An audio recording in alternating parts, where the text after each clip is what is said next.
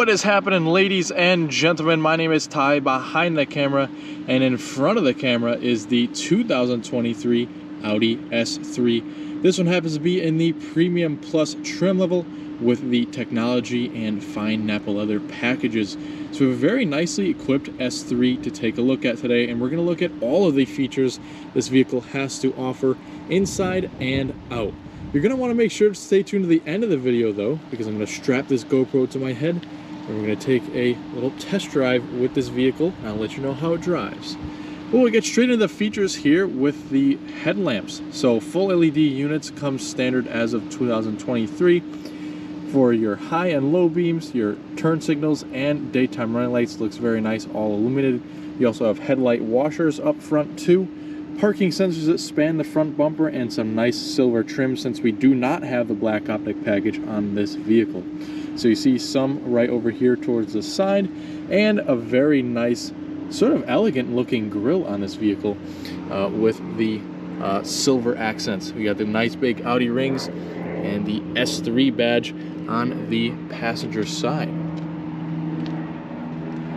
Nice hood. We have sloping down, some creases that fall into the front grille, and we have the standard wheels, 18-inch wheels, of course machined finish with gray pockets, and they do look pretty good. So this will definitely be the comfort choice. You can see we have 225/40 tires up front too. I have a pretty prominent silver painted lower side skirt too on this vehicle. As you can see, mirror caps and window surrounds are also in the metallic color. We have a little bit of an oversized sunroof and the shark fin antenna up top. If we move around, we can see we have the LED turn signal indicators on the mirrors and the blind spot warning on the inside. And we also get smart key entry on all 4 door handles. So you see this little pad here, you just put your finger right there. That'll lock the vehicle, and just put your hand behind the handle, that will unlock the car. So we did just do a video on a 2023 A3. So if you're interested in that car, definitely check it out. Super hot car, Tango red, looked really good in the video. But taking a look back at the side profile of the S3, looks pretty good. I have to say, you know, most of the Audis that are coming out have the black optic package, but it's nice to switch it up with the bright trim. I really like the look of this car. Parking sensors and all that good stuff out back too. We have, of course, LED turn signals, brake lights, tail lights, all that good stuff back here also looks good, all illuminated just like up front. Taking a look up top a little bit, we have a nice little deck lid spoiler. Nice bright work with the exhaust surrounds, real exhaust tips for the S3, and there are 4 of them. We'll get a listen to that exhaust clip right after we take a look at the engine too, so don't worry, I haven't missed out on that. We have the S3 badging, the Audi rings, and right underneath the rings we have the trunk release and reversing camera. So, yeah, I think this S3 looks pretty good, and this is one of only a very few that I have seen in the new body style.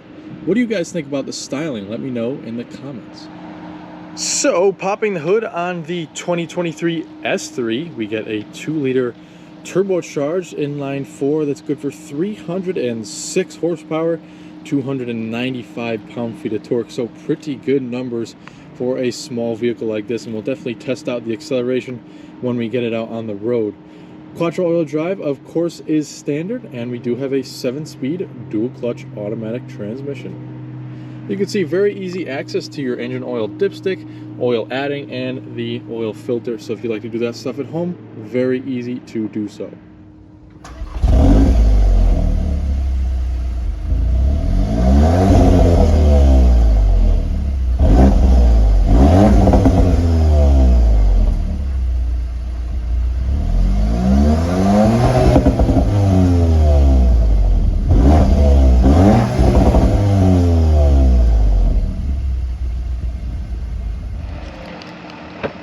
Alright, so let's see what's going on under the trunk of the S3. Once we pop it open, we have a nice wide opening. It's also a pretty tall opening too. But once you get back here, it is a little bit on the smaller side, just since this is a smaller car. It's just the nature of this vehicle. But you do get extensions off to each side, and you can see over here you even have a 12-volt power outlet. You have a cargo net that's also available in a little cubby down there. Little storage extension off to this side, and you can see our carpeted mats are very nice. We also have the rubber floor mats, the rubber mats in here as well. And if we lift that up, you can see we do have the battery back here and all of the tools for the tire inflation kit. You can't forget the grocery bag hangers from up top, and as you can see, the seats do fold down in a sort of normally a 60-40 fashion, but you do have a pass-through, which I'll show you just when we get into the inside. And you also have cargo tie-downs up front too. When you're all done getting your goods out of the trunk, we have a nice little handle here. Pull right on down, and that's the trunk area. All right, so now we have the rear door open so that you can take a look. I have some pretty nice materials back here. It is hard to touch up here and down there, but where it counts is nice, soft to the touch. You can also have this pretty cool looking cross thread stitching. Some bright work with also the ambient lighting strip back here too, so even the rear passengers have some pretty neat ambient lighting to look at. And we also have the 15 speaker Bang & Olufsen sound system in this vehicle. Very, very good sound for the speakers in this car. Take a look at how beautiful these seats are. Now we do have that fine Napa leather seating package, and look at that stitching. Absolutely beautiful and extremely soft leather on this car. Now we can fold down the rear seats with this little switch right here next to the headrest. As you can see, that will fold these seats down flat so you can load larger items into the trunk. And speaking of that pass-through that I mentioned earlier, if you reach behind the headrest, that will release the center pass-through. So if you have skis, you're going skiing for the weekend, now you can put those right through the pass-through. And one more thing, you also do have cup holders that fold down from the center there. All right, so we can hop in quick to see how much room we have back here also. So yeah, getting back here, the S3 is actually a decently sized car. I still have a couple inches of legroom. I did adjust this seat to a normal driving position for myself, and I am 5'10", so just a frame of reference, a couple inches there. On the back of the center armrest, we have a couple of air vents, temperature control, and 2 USB-C power inlets. And if you fold up the center console, there is just enough room for a center passenger back here in a tight squeeze. Up here you have LED illumination and grab handles, coat hooks, all that good stuff back here too. And it's just a pretty nice place to be back here. Definitely not as small as I imagined it would be. Okay, here we have the driver's door, so the materials do improve up here. You have nice soft to the touch up here. And we have quite a few more buttons as you'd imagine. So, lock, unlock, 2-person memory for the driver's seat. You also have power folding and heated mirrors up here and all the controls for that. The power windows and the powered rear child locks are up here too. We have a bit more storage up front and a Bang & Olufsen speaker on the driver's door as well. To the left of the dash, we have a pretty cool looking air vent and all of your headlight controls. We also have front and rear fog lights on this vehicle. All sort of a capacitive touch button too, so take a look at the screen. When I just rest my finger, it'll bring up your lighting controls. Pretty neat. We also have our little lever right there for the telescoping steering wheel, and a pretty decent sized storage tray to the left of the steering wheel. We have a hood release over there and some nice bright pedals right down there, and illuminated S-badged sill trays. Very nice. Just a very beautiful design for the seats. We even have the little S logo embossed and the beautiful contrast stitching. Front seats also get the thigh extenders too, with a little lever right here. You can pull them back and forth if you'd like. And we also have full powered with 4-way lumbar. Here is the key for the S3. We have the lock, unlock, trunk release, and panic alarm on the back with a nice little S logo too. We also have the button right here too to slide out the physical key from the bottom in case you need to use that for any circumstance. We can put the key in here, and of course we have push button start right down here.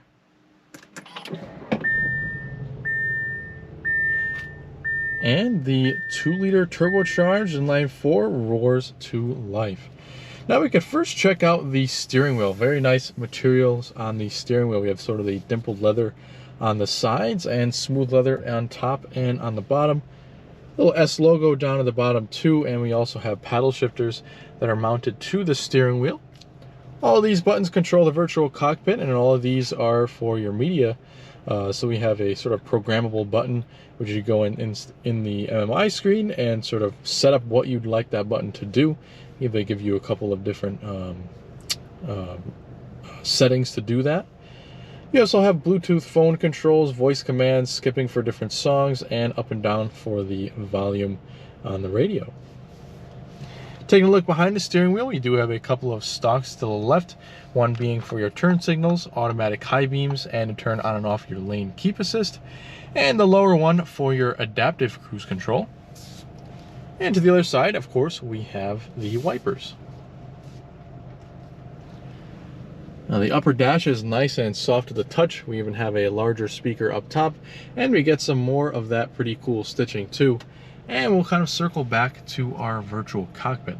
Now, at any point during the presentation, you can press the view button. So what displays in the center will get a little bit larger, and the speedometer and tachometer will get a little bit smaller. So that's pretty neat. And we'll kind of go through the menus within the driver's information. We have the fuel level. Since you don't really have a fuel gauge, I guess you could say, in this car, it is through the screen. Average and real-time fuel consumption. Short and long-term memory, energy consumption screen, the driver's assistance. You can again tap that button right over here to turn on and off your lane assist, and down to the traffic sign recognition. You can also go to the audio screen, a phone screen, and a full view map, since we do have the technology package. Very nice. And once again, you can press the view button right on the steering wheel, and whatever is in the center will get a little bit smaller or larger, depending on what you like. So we'll kind of keep it up on the consumption. We'll see what kind of gas mileage we get on the test drive. Taking a look over here, we have our MMI screen, and we have a pretty nice setup for the home screen, so we get to kind of see what the radio, telephone, and navigation are doing. You have shortcuts over here, and you can also swipe from the top to get a few different menus. You can customize your sound settings. With the Bang & Olufsen system, it's actually a pretty customizable sound system. So you can take a look, you can adjust the subwoofer independently from the bass, and surround sound level, 3D effect. Very customizable sound system. Taking a look over here, we can look at the radio screen. We have the sources. You can pull up your favorites. We have the media, phone, and navigation screen. See, the map looks very nice, and you can input destinations right over here or with the voice commands. Phone apps has to do with the Apple CarPlay and Android Auto, and that is all wireless. We also have the vehicle screen where you can pull up your drive modes. So we have comfort, auto, dynamic, and individual. Individual, we can adjust a couple of different things. You can also pull up an efficiency screen, your air conditioning settings, lighting and visibility, which is where you can adjust your ambient lighting. You can see we have different presets for the different colors of ambient lighting, or you can just manually choose your different colors. As you can see, lots of different colors to choose.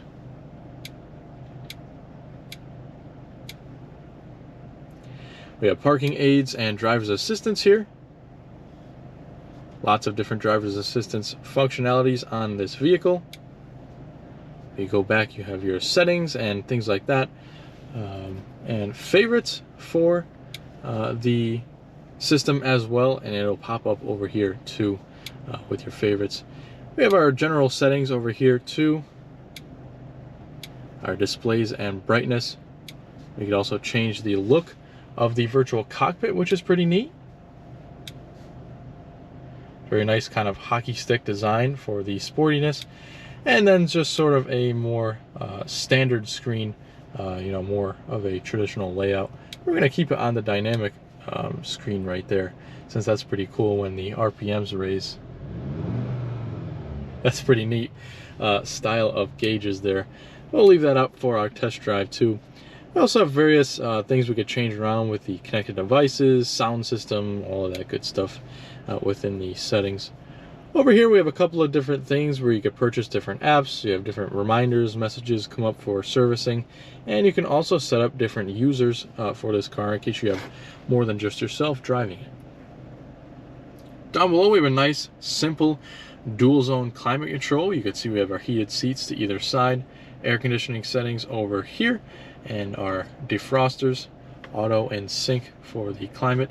And we have these pretty cool toggles for the temperatures to either side. One for the fan, and then some for the AC settings, and then another for where you'd like the air to blow. Down below we also have some more toggles, again for your quick drive mode select. We could turn on and off your traction control, the auto start stop. You can also turn your hazards on and off down here, as well as your parking sensors and parking camera. You can kind of just pull it up whenever you'd like.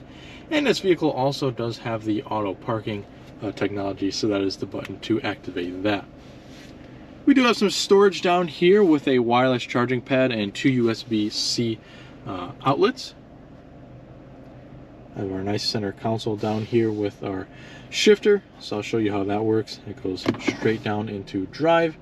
Once you're in drive, you can also toggle it down once more to put it into a sport mode for the transmission, and then you can also kind of just click the paddles when you'd like to put it into manual. We have neutral, and then reverse is all the way up. You can see very nice quality to the reversing camera. You also have guidance lines, and your parking sensor visual will come up too. And we also have the little P for park. Pretty cool solution to the volume knob here. You can kind of just swipe around like so to turn up and down the volume. Works actually pretty good, so I have to say that works better than I thought it would. Down here we have a couple of cup holders, electronic parking brake, and a 12-volt power outlet. A little storage right here to put some loose change or whatnot. And you also have a center console which you could lift up, and there's a little bit of storage in there for sunglasses, something like that. Over in the passenger area, they have a nice combination of a silver trim and also kind of this exposed weave carbon fiber. Very nice quality to that with the Quattro logo. Just below that, we have a lockable glove box that's all felt lined inside. And our visors have mirrors and lights in them. You can also extend them to the side. And that brings me up to our center stack. So we do have an auto dimming rear view mirror with a compass, tap LED lights. We have more lighting controls up here, servicing and emergency controls, and full black headliner with a pretty oversized sunroof. The sunshade you could pull back. And then you could use this switch right here to push up for tilting and pull back for sliding the glass on the sunroof. So, I think you guys get a pretty good idea of all the features on the 2023 Audi S3. Let's get it out on the road and see how it drives.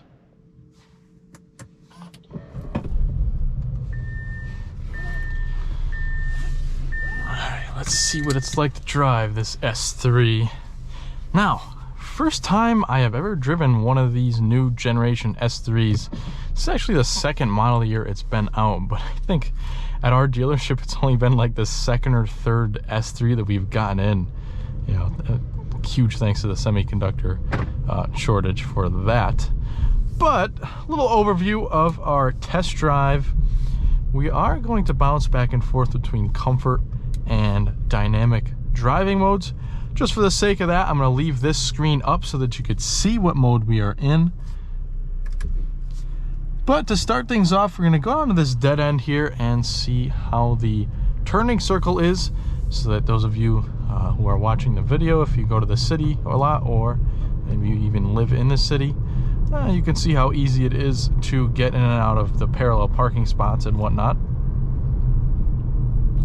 After we do that, we'll head out onto more of a main road. So we'll get it up to 45, hopefully 50 miles an hour. It is almost rush hour, so hopefully we do hit those speeds. Yeah, we'll see what the tire noise, wind noise, all that good stuff is up at speeds of 50 miles an hour, something like that. But the main portion of the video is going to be back roads driving. Let's see if we can squeeze in here.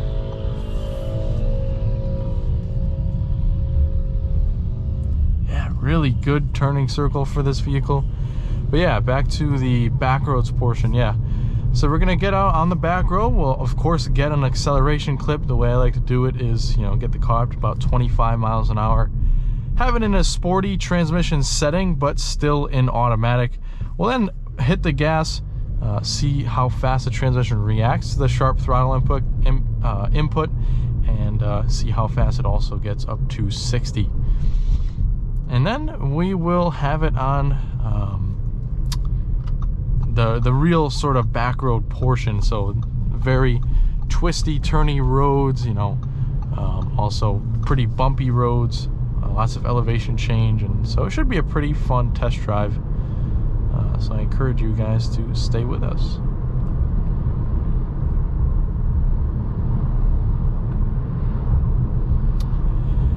So right off the bat, you immediately notice that this car does have a very smooth ride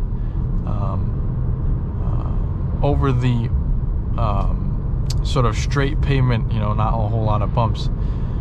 You can't really feel the finer bumps in the roads, and that's really what I've noticed on a lot of Audis. You kind of just drive a Volkswagen maybe, and you'll feel the road.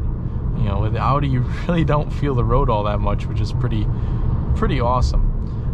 Once you do get this particular car over the larger bumps, though, you can feel that, one, it's solid, and two, it is a little bit of a harsher ride than the A3 will have, of course.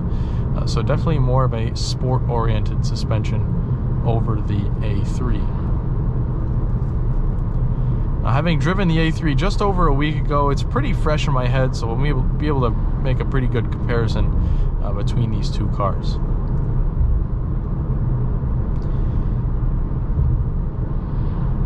Now, the A3 was actually down on power for this new generation.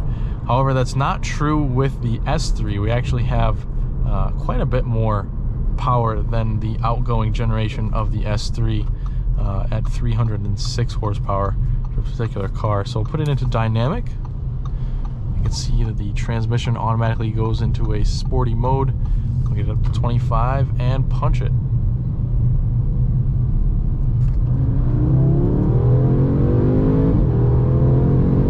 Woo! This thing is quick. Wow, I was not expecting that. This is a pretty fun car. Wow. It is quite a bit faster than the A3, I have to say. So that is pretty cool.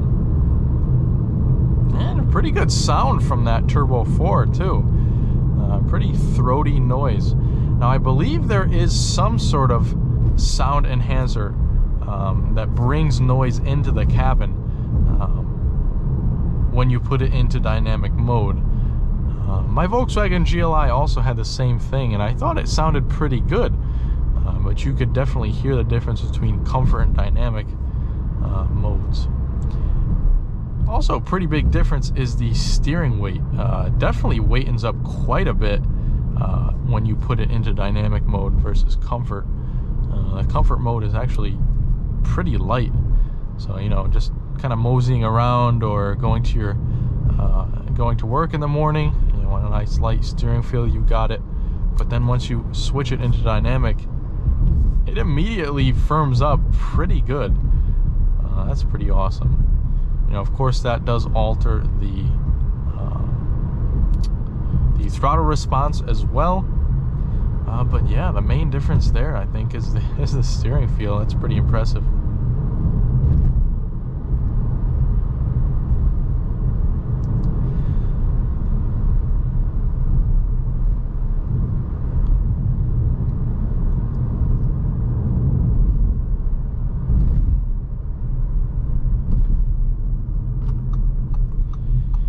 Alright, so down this road here, we do have a little corner we could put it into, so we'll kind of test out that handling ability.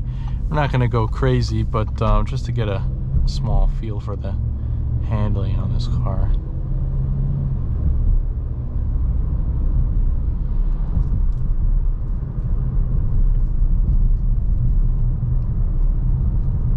Yeah, pretty nice, pretty flat corner. You know, the suspension stays pretty flat around the corner, and it does exactly what it needs to do.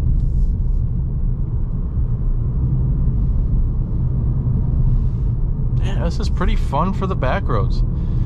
At this point, we'll switch it into comfort because this is pretty much the bumpiest section of our test drive.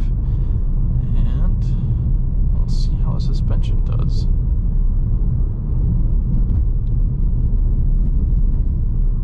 Yeah, so most of this road is just kind of patchwork, as you see, and it's not the best, but that does give us a pretty nice test for the suspension. I can tell you, the ride is a little bit harsh.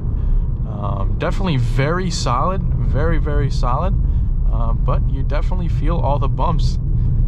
But in return, that's what gives you such a nice flat cornering going around the turns. So it's a pretty fair trade-off. You know, if you want the comfort, you could definitely spring for a nice A3. You know, if you want the fun everyday driver, then you go for the S3. And if you're looking for even more horsepower and fun, you could then spring for the RS3. Now these seats are extremely comfortable. There is tilt on the front bottom cushion of the seat, as well as the thigh extensions and four-way lumbar, so there's a pretty good amount of adjustability to these seats. Not to mention the styling of the seats. I am absolutely in love with these seats. With the, you know, just the stitching and design of the seats, it's just beautiful.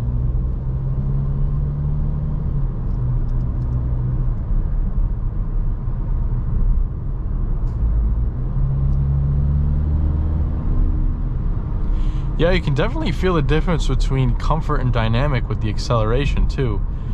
So just putting my foot down a little bit in comfort, it was very smooth and kind of just took its time getting up there into the speed and changing up gears. While when I was in dynamic, it just kind of snaps you back, spools up those turbos immediately, and just gets going. It means business when you're in dynamic mode.